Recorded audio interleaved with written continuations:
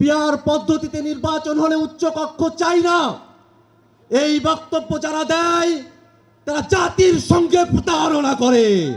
আওয়ামী লীগ এবং তার দোসরেরা যে গণহত্যা এবং মানবতা বিরোধী অপরাধ সংগঠিত করেছে, সেটাকে যদি বিচারের আওতায় না নিয়ে আসা হয়, 24-এর শহীদদের সঙ্গে বেইমানি করা হবে।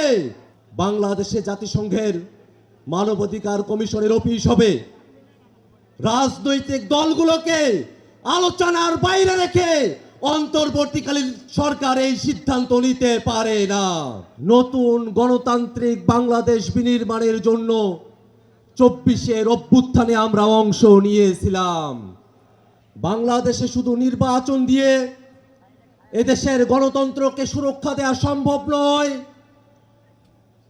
14, 18, 24-এ নির্বাচন হয়েছে, কিন্তু বাংলাদেশের গণতন্ত্রকে সুরক্ষা দেওয়া সম্ভব হয় নাই। এদেশের গণতন্ত্রকে সুরক্ষা দিতে হলে নির্বাচনের পূর্বেই মৌলিক সংস্কার বাস্তবায়ন করতে হবে। ক্ষমতার ভারসাম্যের প্রশ্নে উচ্চ কক্ষে ভোটের অনুপাতে পিআর পদ্ধতিতে নির্বাচন আয়োজন করতে হবে। পিআর পদ্ধতিতে নির্বাচন হলে উচ্চকক্ষ চাই না, এই বক্তব্য যারা দেয় তারা জাতির সঙ্গে প্রতারণা করে। ভাইরা আমার, এই বাংলাদেশের মানুষেরা দীর্ঘ সময় ধরে জেল, জুলুম, রিমান্ড, গুম, খুন, ক্রসফায়ার, আয়নাঘর, গণহত্যা, মানবতা বিরোধী অপরাধের মধ্য দিয়ে আমাদেরকে জীবন অতিবাহিত করতে হয়েছে। এই বাংলাদেশের মুসলমানরা তারা সংখ্যায় বেশি হলেও অধিকার এবং মর্যাদার প্রশ্নে অপনয়ন করে তাদেরকে সংখ্যা লঘুর থেকেও ছোট করে রাখা হয়েছে। ইসলাম পালনের ন্যূনতম অধিকার বাংলার মানুষকে তারা দিতে চায় নাই।